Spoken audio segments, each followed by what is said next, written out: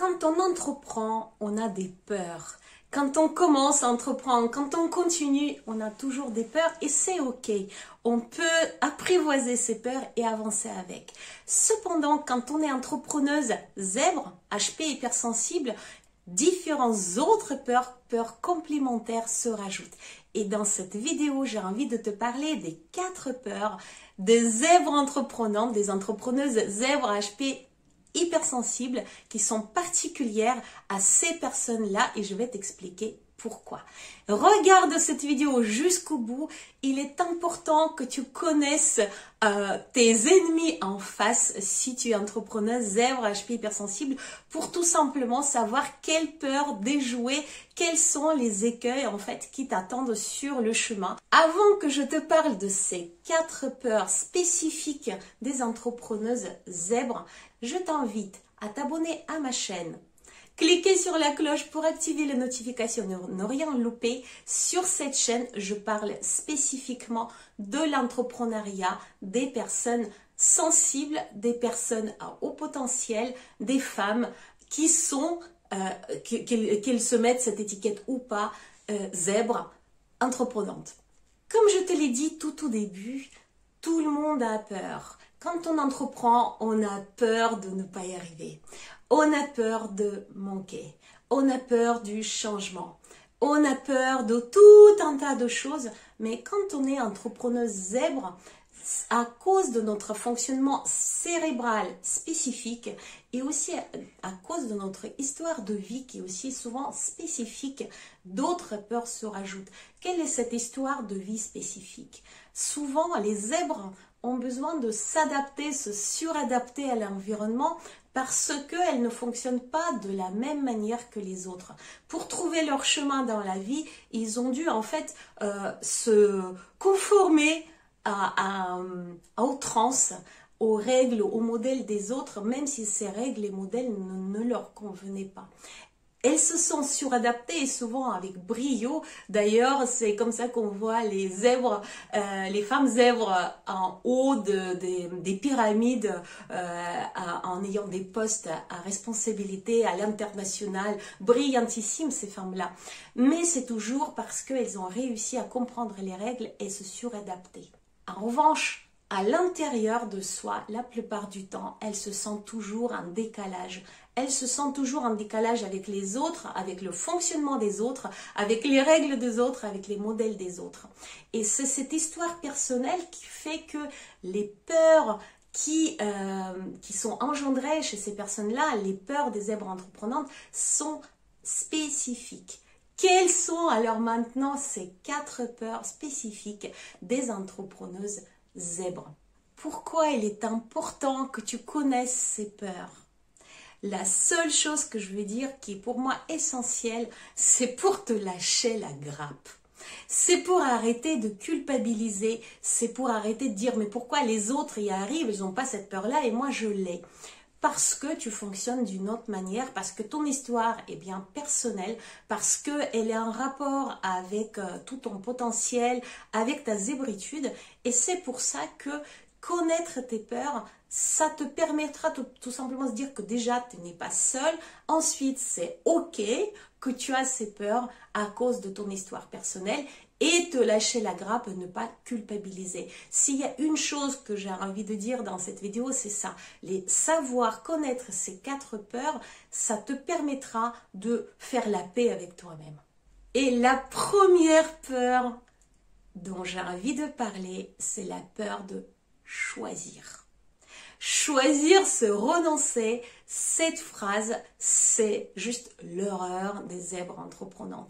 À chaque fois, quand il va falloir choisir la date, la cible, la communication, le poste, le thème, etc., etc., ça va être très compliqué. Pourquoi c'est si compliqué pour les zèbres de choisir? Parce que quand elles ont leurs millions aidés à la seconde, elles voient tout le potentiel de ces réalisations. Elles savent pertinemment que chaque idée amenée jusqu'au bout va permettre de réaliser des choses exceptionnelles. Et ça leur fait tout simplement mal de savoir que tout ne peut pas être réalisé. Elles ne voudraient pas renoncer, elles voudraient réaliser tout, et d'ailleurs, si possible, tout de suite et pour toujours, n'est-ce pas? Puisqu'il y a aussi cette impatience, on va en parler tout à la fin. C'est quelque chose qui est propre aux zèbres.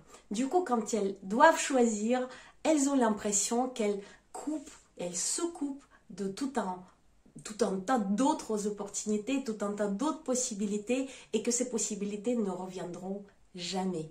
Il y a aussi cette peur, cette peur de choisir, cette peur de s'enfermer, de devoir faire quelque chose en permanence. Les zèbres ont peur de routine. Je ne l'ai pas inclus dans ces 4 peurs, mais ils ont peur de s'enfermer de quelque chose qui est habituel, elles ont peur de faire le tour, elles ont peur en fait des frontières, elles ont peur de fermer quelque chose, elles ont peur de manquer d'air tout simplement. Les zèbres adorent gambader dans la savane et manquer d'air, c'est quelque chose qu'elles ne peuvent pas supporter. Et cette peur de choisir va avec une chose, tout simplement, de séquencer. Oui, l'impatience est un fléau chez les zèbres. Oui, les zèbres voudraient avoir tout de suite et pour toujours. Et comme la pensée va très vite, elle ne voit pas forcément tout le temps qu'il faut à la réalisation de la pensée, de l'idée, de quel que soit le projet. Et du coup, si seulement toi, en tant que zèbre entreprenante, tu te dis que le temps qu'il faudra, tu vas le prendre pour réaliser ton idée. Et ensuite, tu vas pouvoir passer à une autre idée et réaliser aussi, et réaliser autant d'idées, autant de choix que tu auras du temps, tu vas pouvoir lâcher. Pour moi, choisir, ce n'est jamais renoncer. Choisir, c'est toujours séquencer. Je fais d'abord ça. Ensuite, je prends mon carnet dans lequel s'écrit plus tard. J'ai toute une liste des choses qui sont pour le plus tard. Je les ai mis de côté exprès. Et ensuite, je passe à la chose suivante, celle qui vibre au fond de moi sur le moment. C'est comme ça que moi, je réalise mes projets. Et par exemple, aujourd'hui, j'en réalise un très gros qui est mon livre qui va sortir dans quelques mois, dans 3 mois, pour ensuite passer à d'autres projets et en fait qui se réalisent en parallèle. Mon podcast qui va sortir aussi, l'Académie de coaching métaphorique, tout un tas d'autres choses qui en fait, ça fait peut-être 2 ans que ce sont des choses qui germent. J'ai pris mon temps et voilà que les idées, les pensées maintenant arrivent à maturation et je vais pouvoir aussi les mettre en place. Or, il y a 2 ans, j'ai choisi autre chose. J'ai choisi de mettre ces projets de côté. La deuxième peur qui est très liée à celle-ci, c'est au contraire de s'éparpiller. La peur de partir dans tous les sens.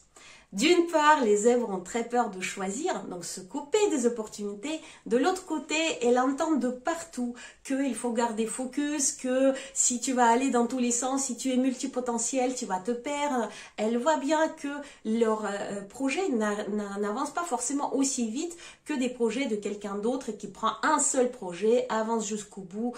Oui, ça fonctionne pas de la même manière et du coup, elles se disent « Oui, mais j'ai plein d'idées, du coup, je vais dans tous les sens, je me perds. » Je vais perdre mon énergie, je vais pas aller au bout de mon projet, je vais pas réaliser. Elles ont peur de s'éparpiller, de partir dans tous les sens. Oui et non. Sur mon canal Telegram, je partage énormément de ressentis, d'expériences personnelles. D'ailleurs, si tu n'es pas encore dans ce canal, mais que tu as envie de me rejoindre sur Telegram, tu trouveras en bas dans le descriptif le lien pour nous rejoindre sur ce canal.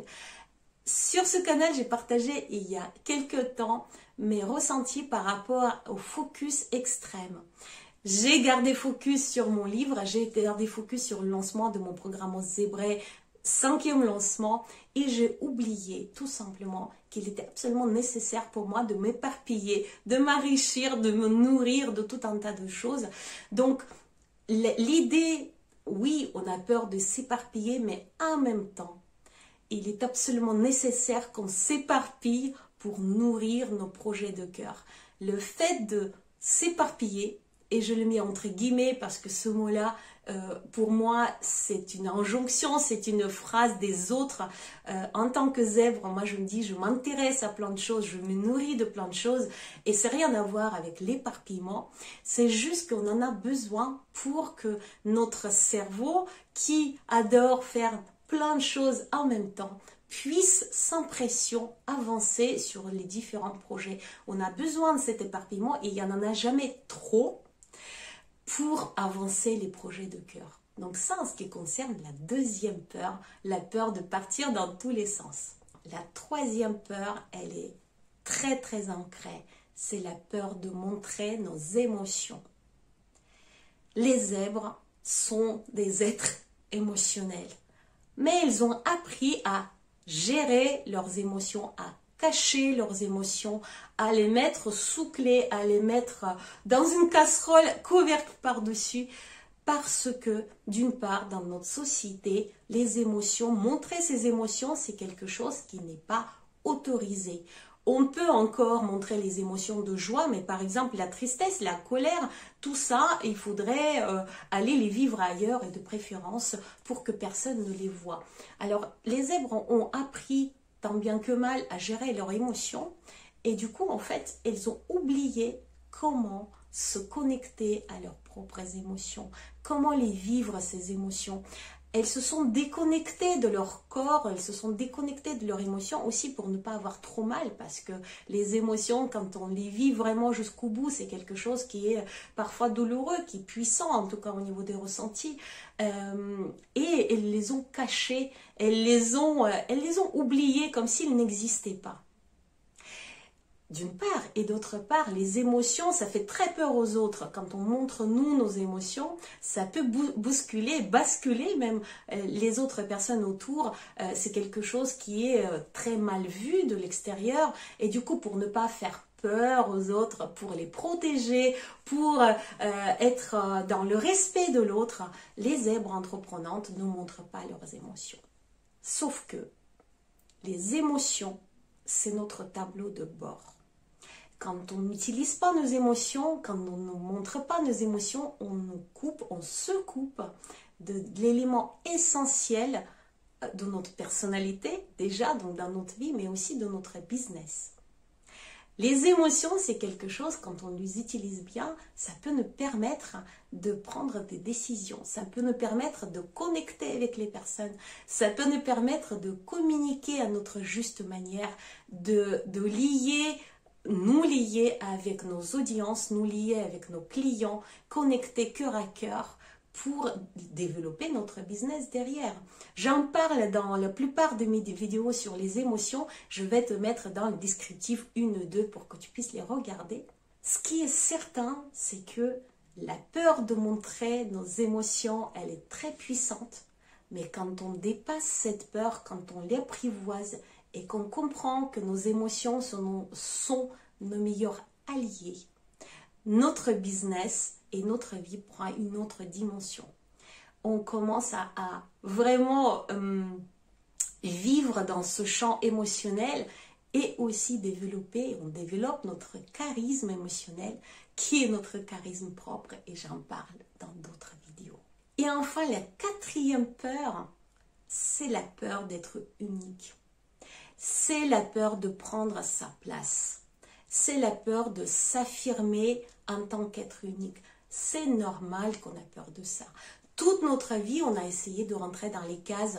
Toute notre vie, on a essayé de ressembler aux autres, d'être normal, encore entre guillemets, parce qu'on ressentait très tôt ce décalage avec les autres. Alors pour être accepté, pour être aimé, on a pensé, on a compris qu'il fallait qu'on soit comme tout le monde, mais en mieux.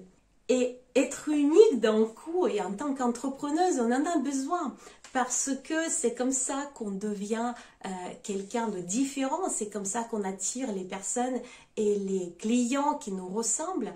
Être unique, ça fait très peur.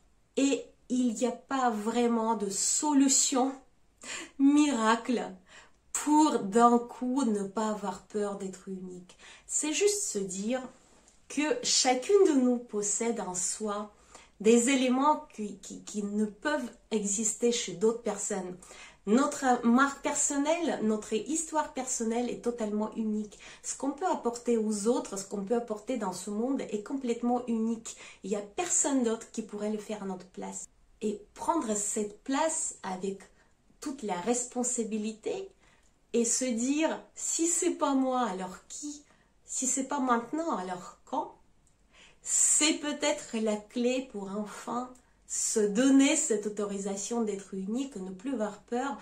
À partir du moment où on prend sa place, à partir du moment où on s'autorise à être unique, à partir du moment où on s'autorise à jouer selon ses propres règles, on se rend compte à quel point cette place est merveilleuse, à quel point ça nous attire des personnes qui nous ressemblent, à quel point on arrive à impacter ce monde dans le sens qu'on a envie, pour construire le monde dans lequel on a envie de vivre, avec toute la diversité des autres, à quel point c'est aussi facile en prenant notre propre place, non pas empêcher les autres de prendre le leur, mais au contraire, les inspirer, leur montrer et les aider à prendre les leurs, et dans ce cas, apporter aussi encore plus de valeur dans ce monde. Voilà les 4 peurs dont je voulais te parler, les 4 peurs spécifiques des entrepreneuses zèbres, HP, hypersensibles, la peur de choisir, la peur de s'éparpiller et partir dans tous les sens, la peur de montrer ses émotions et la peur d'être unique. Pour moi, ces peurs-là sont importantes à connaître, à comprendre pour encore mieux te développer dans la fluidité, dans le plaisir, dans ton business et évidemment dans ta vie aussi. Si cette vidéo t'a plu, j'espère qu'elle t'a plu, j'espère qu'elle te donnera des éléments de réflexion et peut-être des prises de conscience. Et ben n'hésite pas à la commenter. Évidemment que ça m'intéresse de savoir, est-ce qu'il y a d'autres peurs dont j'ai pas parlé? Est-ce que tu te reconnais? Comment tu vis toutes ces peurs-là? Quelles sont peut-être des recettes que tu as trouvées pour toi pour les déjouer? Communique avec moi, ce sera avec joie. Pose-moi des questions, je pourrai éventuellement y répondre en faisant d'autres vidéos pour toi. Rejoins-moi sur tous les réseaux. Je suis sur Instagram, moi et heureuse. Je suis sur Telegram, Osez vrai. Je suis sur LinkedIn, bien sûr, tu me trouveras par mon nom et prénom. Et je te dis à très très bientôt. Ciao, ciao.